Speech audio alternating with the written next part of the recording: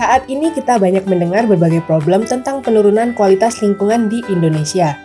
Salah satunya adalah semakin menyusutnya luas hutan primer kita.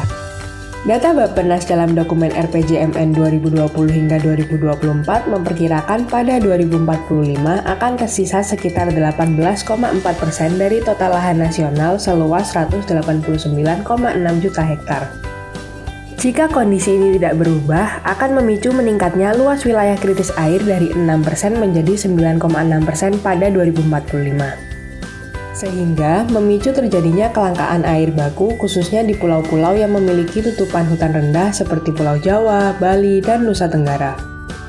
Upaya untuk mengatasi persoalan lingkungan hidup perlu dilakukan oleh semua level pemerintahan termasuk provinsi dan kabupaten atau kota.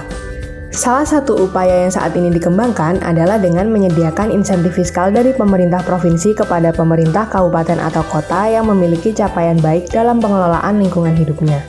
Pemerintah Provinsi Kalimantan Utara merupakan pionir untuk memberikan insentif fiskal berbasis ekologi kepada kabupaten atau kota. Sebagai provinsi termuda di Indonesia, pemerintah Provinsi Kalimantan Utara telah berhasil mengembangkan skema yang dikenal dengan Transfer Anggaran Provinsi Berbasis Ekologi atau yang biasa disebut TAPE. Melalui skema ini, pemerintah Provinsi Kalimantan Utara mereformasi pengelolaan dana bantuan keuangan khusus atau BKK yang ada untuk diberikan kepada kabupaten atau kota dengan menambahkan komponen ekologi. Skema kebijakan tersebut tertuang dalam Peraturan Gubernur Nomor 6 Tahun 2019. TAPE Provinsi Kalimantan Utara disusun berdasarkan asesmen terhadap 5 indikator yang terkait dalam pengelolaan lingkungan hidup, yakni pencegahan dan pengendalian kebakaran hutan dan lahan di area penggunaan lain, penyediaan ruang terbuka hijau atau RTH, pengelolaan persampahan, perlindungan sumber daya air, dan pencegahan pencemaran udara. Bapeda Litbang selaku leading sektor pengelola kegiatan TAPE kemudian melakukan asesmen kepada hasil capaian yang disusun oleh masing-masing kabupaten atau kota yang kemudian dihasilkan sebuah indeks TAPE di masing-masing kabupaten atau kota. Indeks TAPE yang dicapai oleh masing-masing kabupaten atau kota menunjukkan kinerja mereka dalam pengelolaan lingkungan hidup. Indeks TAPE per kabupaten atau kota inilah yang kemudian digunakan sebagai dasar pembagi berapa insentif fiskal yang didapat oleh masing-masing kabupaten atau kota. Pada tahun 2020, pemerintah Kalimantan Utara telah mengalokasikan sebesar 5 miliar sebagai insentif fiskal berbasis ekologi atau TAPE kepada kabupaten atau kota.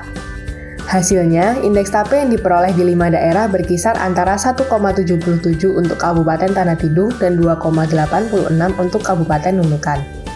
Dengan demikian, insentif yang diterima oleh pemerintah kabupaten atau kota adalah antara 760 juta hingga di atas 1,2 miliar.